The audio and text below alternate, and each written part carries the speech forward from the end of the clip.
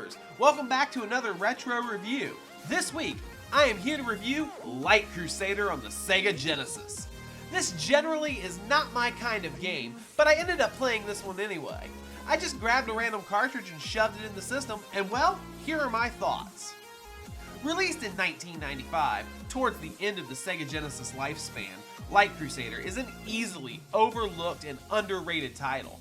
With the Sega Saturn and Sony PlayStation on the horizon, it was really easy to miss this little gem. The story goes a little something like this. The player is introduced to an evil wizard named Ragno Roke, who is angered by the queen's rejection of his marriage proposal. He decides to reawaken the evil demon Ramia to get revenge. Sir David is offered to come over to Green Row after his journey. He had not been there for a long time and was waiting to return. However, the king informs David that the townspeople have been disappearing. The king tells him to search for the missing people. And that's where we get thrust into the game. The story is pretty well done and told very nicely. I give it a 3.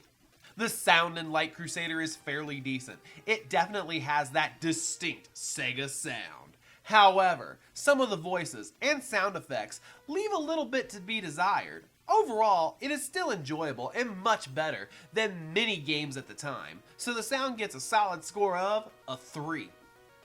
The game plays like a typical dungeon crawler, but from an isometric view. You move from room to room, fighting enemies and solving puzzles, all the while saving villagers, and every dungeon has an end boss and mini bosses along the way. The puzzles are challenging and sometimes feel impossible, but that is part of the game's charm. The isometric view, however, does hinder the gameplay quite a bit, but once you get used to it, the view becomes almost, dare I say, natural. Also, as any RPG style game, there are magic spells. Based off of the 4 elements, you can mix and match as you please for many different results. The gameplay is downright fun, and I would be remiss if I gave the gameplay any score lower than a 4. With that isometric view comes isometric controls as well. This is one of the game's weak points, because even though after plenty of practice moving your character on this odd viewpoint, it is still just awkward and strange and almost feels as if you need some kind of special D-pad in order to get your character to move properly. All the controls problems revolve around that pesky angle the game is played on. Otherwise, they respond well with no lag whatsoever. The controls get a 2.5.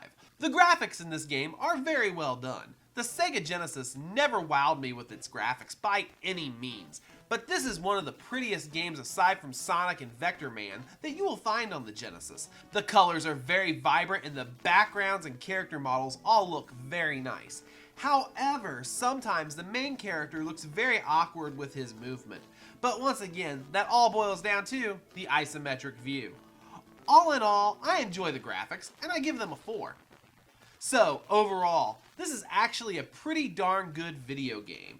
By far, it's not the best in the world. Heck, it's not even the best Sega Genesis has to offer. But I gotta say, it sure is a lot of fun, and I would recommend it to any fans of RPGs and dungeon crawlers. Sure, the isometric view is a pain in the neck, but otherwise, the game is totally worth it. The final score for Light Crusader is a 3.3 out of 5.